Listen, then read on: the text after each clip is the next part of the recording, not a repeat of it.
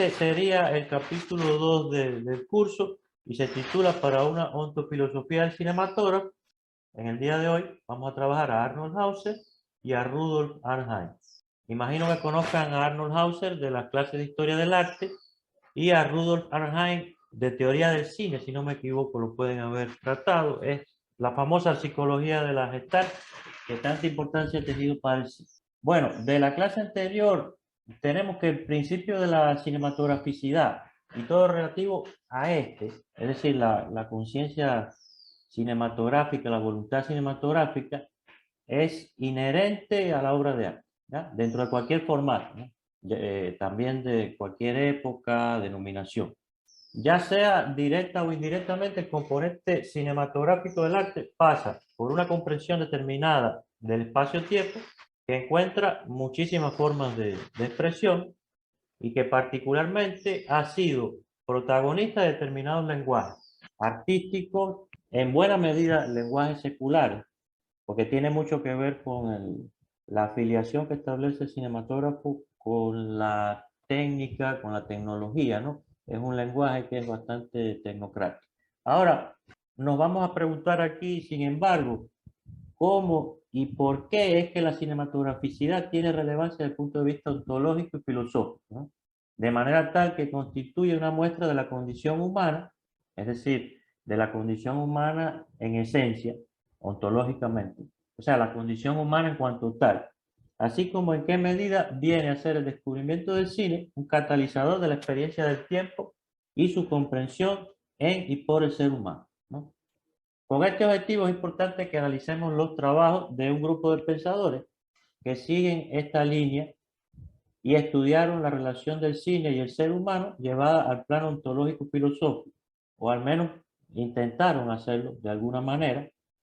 Con fines metodológicos lo que hice fue dividir esta reflexión entre los pensadores que tienen afiliación germana, que es el caso que nos toca en el día de hoy, Arnold Hauser y Rudolf Arnheim, y después en dos clases los que tienen afiliación francesa, Henri Bergson, Edgar Morin, Christian Metz y Gilles Deleuze, ¿ya? El pensamiento de Arnold Hauser resulta muy importante y la convicción que tiene él de que el cine es el componente indispensable del arte contemporáneo. O sea, para él, casi como que la esencia del arte contemporáneo, lo que tiene en común todo arte contemporáneo es la aparición del cine. Eso fue lo que de alguna forma moldea todo arte contemporáneo.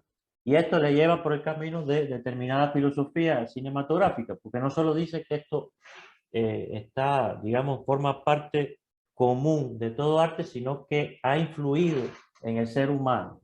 Y este es el pensador que peligrosamente invierte la fórmula. Es el pensador que llega incluso a decir que el cine es el que moldea al ser humano y no que el cine se exprese como el ser humano, ¿no? De todas maneras, resulta una perspectiva que nos permite también entrar por el camino de la ontología, lo que tenemos que hacerlo con mucho cuidado, ¿no? Aquí, por ejemplo, se destaca en este texto maravilloso de él de Historia del Arte, que imagino que hayan consultado en la materia de Historia y Teorías del Arte. En el último capítulo, él destaca que los recursos del cine responden a la comprensión moderna del tiempo y que al mismo tiempo constituyen un intermediario entre esta última y las categorías espacio-temporales del arte en el siglo XX, ¿no? En esta historia del arte lo hemos visto entender el arte prehistórico desde un punto de vista cinemático, ¿no? Por ejemplo, lo hemos visto vincular lo cinematográfico y por ende lo fotográfico con algunas obras de arte prehistórico. Es el caso, por ejemplo, observemos cómo en el arte prehistórico existe una obsesión por el artista de, en primer lugar, atrapar en instantes de tiempo específico. O sea, hay una rapidez. De hecho, se cree que era mucho más efectivo a la hora de captar los reflejos, ¿no? O sea, tenía muchos mejores reflejos que nosotros y eso le permitía tomar instantáneas exactas. Observen cómo aquí aparecen varias patas en estos animales, ¿ya? Es la idea de que está intentando representar el movimiento. Y es paradójico, o sea, el ser humano prehistórico cree fervientemente que lo que él está representando en la cueva o en cualquier escultura no es una representación de la realidad, sino que es la realidad misma, es una prolongación de la realidad, así que por lo tanto él se apodera de la realidad de esa manera, a través del arte. Yo creo que no he visto hasta el día de hoy un concepto de arte tan profundo, ¿no? Paradójicamente. Y entonces le lleva a realizar estas imágenes donde se atrapa o que se simula el movimiento. Observen cómo este rinoceronte tiene estas estelas, ¿no? Como si se estuviera desplazando. Cabe la posibilidad, evidentemente, de que se traten de varios rinocerontes, pero lo importante, sin embargo, aquí es la sensación que nos da, ¿no? Nos da una sensación de movimiento, sensación de movimiento que no se recuperaría hasta mucho después en la historia del arte, por ejemplo, en Mesopotamia o en Egipto. Y yo diría que nunca con este nivel de sofisticación, ¿no? Pudiera decir. Fíjense que todos los animales de esta representación aparecen como duplicados, ¿no? Entonces se cree que no es que se trate de un alto número de animales, sino que se trata de el animal en movimiento, el animal desplazándose. O también utiliza mucho el enfrentamiento entre animales como una forma también de simular el movimiento.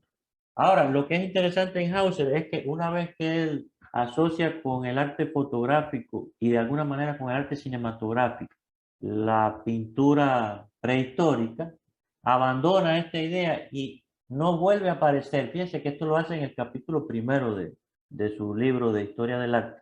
No vuelve a aparecer la cuestión del cinematógrafo hasta el siglo XX, ¿no? Después de este capítulo, él se apega más bien al guión de la historia del arte, ¿no?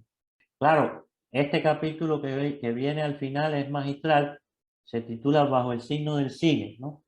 Y en este capítulo él asocia, o sea, él entiende el cine desde el punto de vista de la novedad. O sea, él dice que el cine es algo nuevo completamente, lo cual es contradictorio porque ya ha hablado de proyección cinemática en la pintura prehistórica y entonces, sin embargo, no tiene la profundidad para reconocer que el cine tiene determinados antecedentes cinematográficos. Eso no parece explotarlo. Realmente a lo mejor no le interesa y nos interesa más a nosotros, ¿no? Entonces, lo que sí a mí me parece es que todavía a inicios del siglo XX entre los pensadores, por lo menos en la primera mitad del siglo XX, no es tanta prioridad relacionar el cine con todo aquello, aunque sí lo hace. Lo vamos a ver en Francia, lo hace Bresson, de alguna manera, lo hace Morán, pero son ejemplos puntuales que son precisamente los que yo he tomado para elaborar este curso, ¿no? Ahora, es interesante, el cine es como si estuviéramos destinados al cine. Hay una pugna continua de expresarse desde el punto de vista cinematográfico. Entonces, quizás no pudiéramos decir, por un problema de anacronismo, quizás no pudiéramos decir que hayan sido cineastas, pero sí han sido cinematógrafos de alguna manera, porque su concepción del mundo es, ante todo, cinematográfica. E incluso parece que la concepción originaria del mundo es cinematográfica, ¿no? Ahora, lo interesante de esto es que con el paso del tiempo se le puede seguir la pista, ¿no? No solo en la prehistoria, sino después en el resto de las civilizaciones, como el ser humano siguió experimentando a este nivel y dio bastante fruto, lo cual nos permite entender el cine de manera ontológica. Fíjense que Hauser, diciendo todo esto, teniendo en cuenta, fíjense, ya desde un inicio de su texto, que el arte cinematográfico abandona la idea y reaparece entonces en el siglo XX y nos dice que el cine es una novedad. No puede ser que se trate de una novedad si ya has dicho que en la prehistoria existía una voluntad cinematográfica.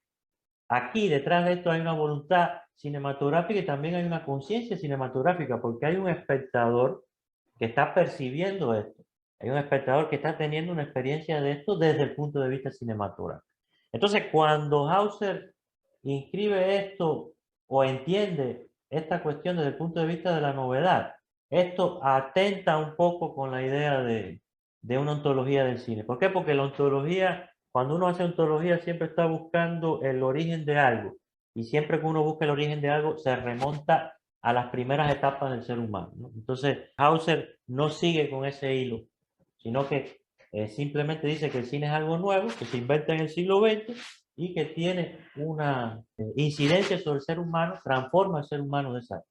Fíjense, por ejemplo, aquí él dice, no obstante, el cine posee un principio formal propio, contradictorio. O sea, si tuviera un principio formal propio, entonces no hubiese existido elementos cinematográficos anteriormente. Dice, es fotografía animada y constituye, por tanto, un punto de vista original. Evidentemente lo es en cuanto a fotografía animada, pero no en cuanto al principio cinematográfico, o lo que denominamos nosotros como principio de la cinematograficidad, ¿no? Entonces, es evidente que Hauser pierde la oportunidad de desarrollar. Yo digo que por cuestiones también pueden ser por contingencia, ¿no? Por cuestiones metodológicas, pierde la oportunidad de desarrollar una perspectiva cinematográfica más profunda. ¿Qué pasa? Nosotros podemos inferir la postura cinematográfica de Hauser como una ontología por negación también, ¿no? Siguiendo la lógica de él, ¿no? La lógica esta que tiene Hauser es la que se puede cuestionar y convertirla en un argumento ontológico, pese a que el pensador no se resiste a utilizarla, ¿no? Ahora, fíjense, el cine no es original, no solo porque procede de la fotografía.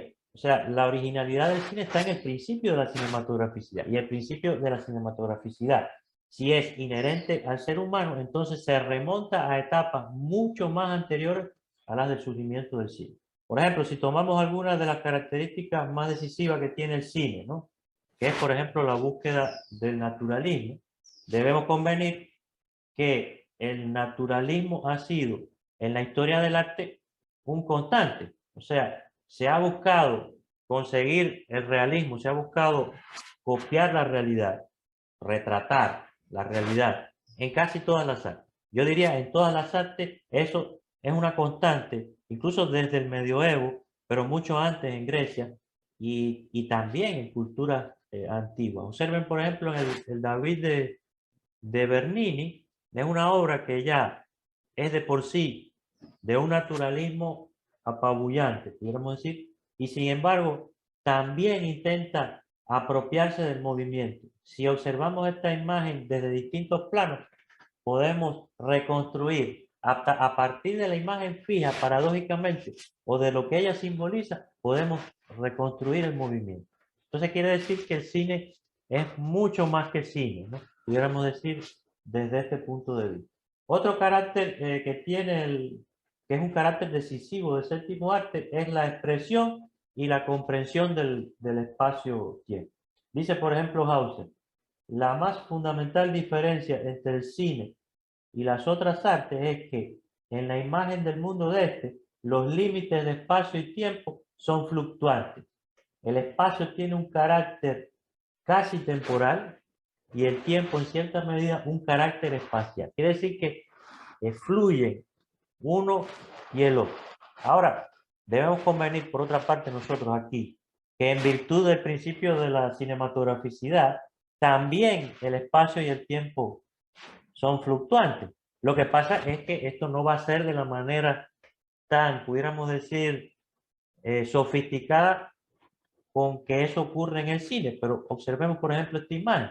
Esto es una cacería de leones de la cultura asiria, las famosas cacerías donde aparecen siempre el soberano cazando al león, o incluso hay algunas donde aparecen leones moribundos, la famosa leona moribunda. Fíjense cómo todos los recursos aquí están orientados a simular el movimiento, ¿no? Miren la manera en que se encuentran crispadas las garras del animal, la línea oblicua que sugiere movimiento, la forma en que el león reacciona, también la tarea que se da al artista, pese a los pocos recursos que posee en la época de desarrollar esfuerzos, o sea, todo está en función de crear movimiento. Entonces quiere decir que quizás la fluctuación no sea tan dramática como ocurre con el cine, que incluso hemos llegado a la idea de que el cine es la fluctuación por excelencia del espacio-tiempo, pero de alguna manera fluctúan, quizás no tanto entre sí, pero sí en sí mismo, en este arte antiguo, ¿no? Ahora, otra cosa que dice Hauser, que es digamos, nueva en el cine, ¿no? Para él es la simultaneidad, ¿no? O sea, que el cine logra atrapar simultáneamente distintas escenas, ¿no? Y esto en el arte evidentemente puede parecer mucho más difícil, pero ya hemos visto incluso cómo hay narraciones en algunas obras del pasado del cine, muchos anteriores al cine, donde existen narraciones en una misma obra y se crean estas especies de viñetas, ¿no? Donde se dan las escenas simultáneas. Quiere decir que la simultaneidad tampoco es privativa, ¿no? No es un espacio privativo del arte, sino que en el arte anterior al cine o en el arte que no es, entre comillas, cinético, se puede también lograr, ¿no? Observemos, por ejemplo, este pasaje que tengo aquí seleccionado del Antiguo Testamento. Miren qué interesante. Este es tomado de la Biblia de Jerusalén, que se supone que es la Biblia que tiene la traducción más exacta, porque fue traducida del texto original en hebreo, del texto masorético. He tomado este pasaje y lo he tomado precisamente de la cultura hebrea porque es quizás la cultura que reflexionó mucho mejor en torno al tiempo. Esto lo pudimos ver en las clases de estética, creo. La idea de que es la primera cultura que llega a la conclusión de que el tiempo se trata de una línea que tiene un principio y un fin. Eso no existe en el resto de las culturas y a partir de aquí se incluyó, ¿no? Fíjense, este pasaje en el cual Moisés es llamado por Yahvé, ¿no? Al monte Sinaí, ¿no? Y está en el monte Sinaí, observen aquí, está durante 40 días y 40 noches, lo que se conoce como una cuaresma. O sea, Moisés pasa conversando solamente con Yahvé 40 días y 40 noches. O sea, no es que estén conversando, es que Yahvé está haciendo un monólogo largo. Todo esto es un monólogo largo en el cual le está diciendo todo lo que tiene que hacer respecto a los rituales. Y por último, también les va a escribir con su propia letra, dice el texto, las famosas tablas, ¿no? Las tablas esas que después él destruye, ¿no? Entonces pasa todo esto, miren, desde el capítulo 24 del Éxodo. Todo esto es Yahvé explicándole a Moisés todo lo que tiene que hacer y Moisés parece que está escuchando todo esto sin interrupción. Quiere decir que en estos 40 días no duerme, sino que pasa todo este tiempo recibiendo toda esta información. Les explica todo sobre la vestimenta, los rituales, en fin, todo les explica cómo se construyen los altares, cómo se realizan los sacrificios, los tributos que hay que ofrecer, el aceite que se usa para la unción, incienso sagrado, los descansos, por qué se descansa el sábado, etc. Y de pronto, fíjense, de pronto, toda esta escena, que no es más que este monólogo de Yahvé en la cumbre del monte Sinaí. Recuerden que el monte Sinaí era el lugar donde Yahvé se le aparecía a Moisés y ahí le daba sus órdenes, ¿no? De pronto, esa escena cambia y se va hacia el valle, ¿no? La falda del monte Sinaí, que es donde está el pueblo esperando a Moisés durante 40 días, fíjense, y todo parece indicar, o sea, que lo que hay aquí es un cambio de escena, es como que una edición que se hizo, ¿no? En el texto. Se pasó de una escena a la otra ya es, digamos que la primera era un plano secuencia en el cual estaban Yahvé y Moisés dialogando, ¿ya? Esa es la primera escena. Después hay un corte, nos vamos al valle y ahí está el pueblo esperando durante 39 días. O sea, el día 39 el pueblo ya se cansa de esperar a Moisés y le dice a Aarón que les dé algún dios. O sea, necesitan algún dios porque Moisés se ha ido y no hay forma de recuperarlo y ellos no pueden seguir esperando. Entonces Aarón ahí es cuando les dice que fundan el oro que tienen y les crea el famoso becerro de oro, que es con el que ellos pretenden sustituir a Yahvé. Fíjense que todo eso ya es una secuencia. Esa secuencia es aparte de lo que está ocurriendo. Y de pronto hay otro corte, observen aquí, y nos vamos de nuevo al monte Sinaí y Yahvé le dice a Moisés, anda, baja, porque se ha pervertido tu pueblo. O sea, me han querido sustituir a mí y tienes que bajar rápido a resolver esa situación, ¿no? sea, tu pueblo es un pueblo bastante obstinado, ¿no?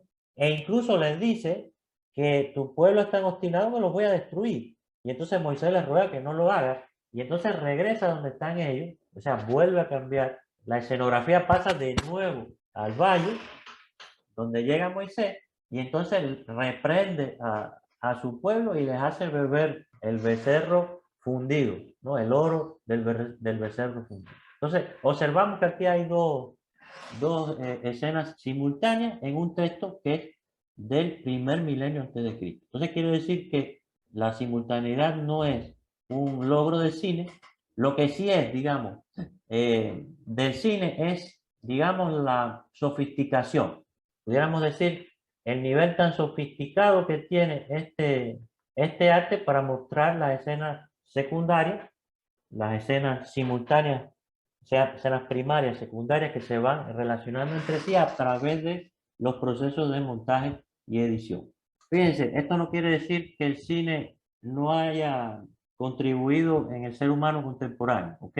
Sino que quizás lo que debemos revalorizar aquí es la cuestión de cuánta, digamos así, cuánto protagonismo tiene el cine y tratar de volver a enfocar esto desde el lado propio del ser humano, llegar a la conclusión de que es precisamente el cine, en buena medida, el que expresa una condición que es milenariamente humana.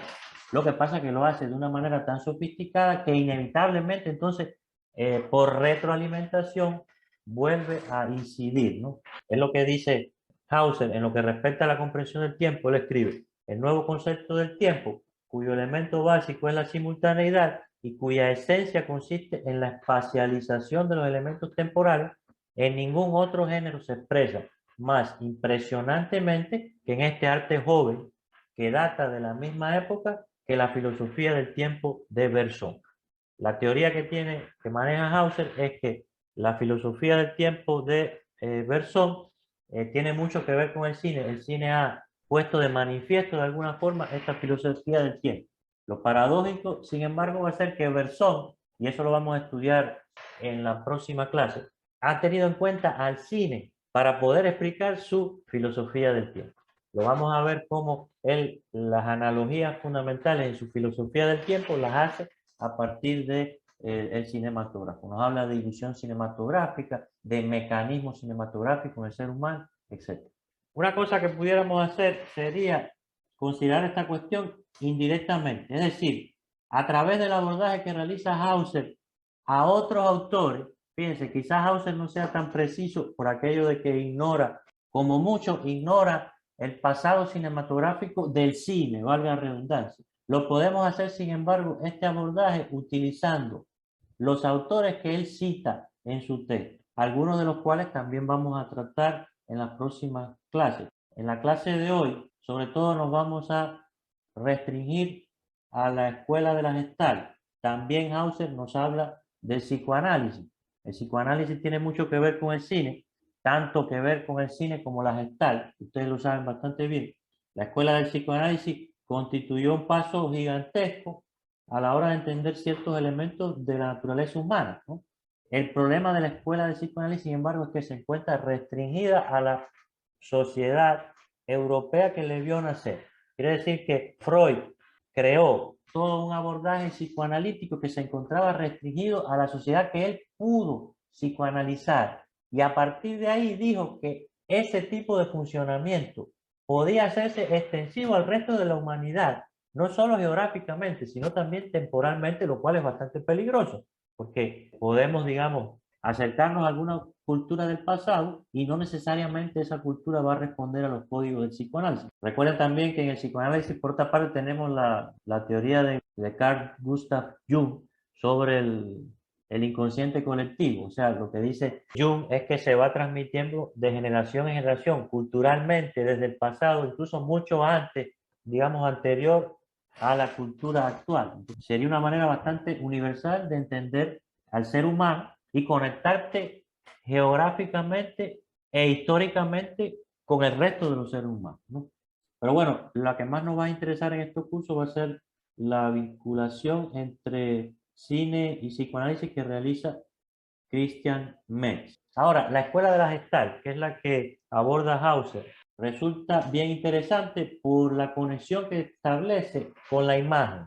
Este análisis que hicimos aquí con esta imagen, de alguna manera, utilizamos elementos de la filosofía de la Gestalt. Ya vamos a ver en otras imágenes cómo se ve mucho mejor. Sobre todo nos interesa el vínculo que establece con la imagen artística, pero en sentido general, el vínculo que realiza con la imagen, la conexión que pretende establecer la escuela de la Gestalt con la imagen, que la hace desde el punto de vista cinematográfico, ¿no? Y aquí es donde aparece precisamente las famosas teorías en torno a la imagen y al arte y al cine de Rudolf Arnheim, ¿no? Rudolf Arnheim es un pensador, psicólogo, filósofo, que continúa con las ideas de la Gestalt y las traslada al campo del arte. Recordemos que tiene este famoso texto Arte y Percepción Visual, y también tiene un texto que él le dedica al cine, ¿no? Ahora, ¿qué es lo que tiene interesante de la Gestalt? Bueno, la Gestalt, del mismo modo en que el psicoanálisis procuró universalizar sus ideas, quiere decir que llega a la conclusión, en sentido, pudiéramos decir, bastante general, que la percepción de la imagen es un elemento que en su origen y en sus principios es universal para todo ser humano. O sea, hay una serie de elementos que no son inherentes a todos los seres humanos, más allá del elemento histórico o más allá del elemento geográfico, ¿no? Por ejemplo, en este texto, Arte y Percepción Visual, aborda la cuestión del movimiento y la dinámica y dice, el movimiento es el mayor atractivo visual para la atención. Fíjense, está hablando en sentido general, no está diciendo que es el mayor atractivo visual para la atención del hombre del siglo XX, no, está queriéndonos decir que es el mayor atractivo visual para la atención de todo ser humano. Es comprensible que se haya desarrollado una respuesta fuerte y automática al movimiento en los animales y en el hombre.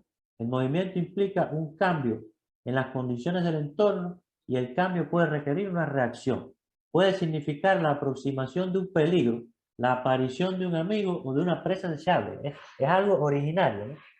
Y puesto que el sentido de la vista se ha desarrollado como un instrumento de supervivencia, está orientado a esta tarea. Quiere decir que como el movimiento está en función de nuestra supervivencia, inevitablemente se puede decir que es una experiencia mayúscula para todo ser humano. O sea, es la experiencia fundamental que tiene todo ser humano a la hora de percibir la realidad y relacionarse con esta realidad. ¿Qué pasa? Para la elaboración de todas estas teorías que él tiene en torno al movimiento, dinámica, etcétera, él se apoya en las famosas leyes de la Gestalt. Aquí, por ejemplo, en esta imagen podemos observar cómo se usa la famosa ley del ritmo. Fíjense cómo las lanzas, cada una de estas lanzas es independiente, pero la forma en que se van desplazando a través de la ley del ritmo sugiere movimiento al espectador. Del mismo modo, estas parece que están alejando porque están siendo rechazados, ¿no? Por supuesto, también hay otros elementos como los escorzos. Los escorzos indican líneas oblicuas que también crean determinada sensación de movimiento, ¿no? O, por ejemplo, la famosa ley de la tensión. Fíjense cómo aquí está Adán y este es Dios, este es Yahvé. Y fíjense cómo sus dedos no se tocan, se van a tocar o ya se tocaron, pero siempre se crea un punto de tensión. Y este punto de tensión es lo que concentra el movimiento. También la ley del contacto indica movimiento. La ley de la tensión diría yo que es una de las más efectivas a la hora de trabajar la imagen fija sobre todo, ¿no? Aquí observen, por ejemplo, que ustedes conocen todos estos casos en los cuales se utiliza la ley de la cercanía, la ley de la semejanza. O sea, se supone que el ser humano elabora el percepto. O sea, el percepto no viene directamente del ser humano, sino que es dentro del ser humano donde se elabora la percepción como tal. Aquí, por ejemplo, esta es la ley del cerramiento. Es cuando construimos la imagen sin tener todos los elementos. Entonces, en buena medida, a partir de estos descubrimientos de la Gestalt, es que se llegó a la conclusión después cómo es que funcionaba el cine. O sea, el cine funciona porque es el ser humano el que convierte en movimiento lo que percibe.